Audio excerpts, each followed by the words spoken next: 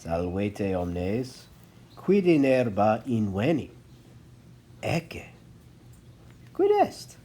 Est folliculus. Folliculus est dura exterior pars corporum insectarum, quam insectae cretae relinquunt. Cicadae est hic folliculus. Multos annos septem decim annos puto, Cicadae sub terra vivunt et crescunt, e radice arborum et plantarum et herbarum ius bibunt.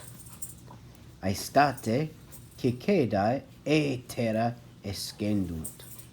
Cicadae e folliculo exeunt et in arboribus cantant. Magna voce cantant. Folliculos sicut hic relinquunt.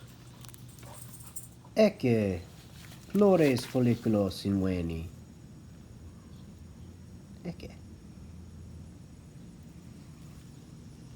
Ecce folliculos et formicae.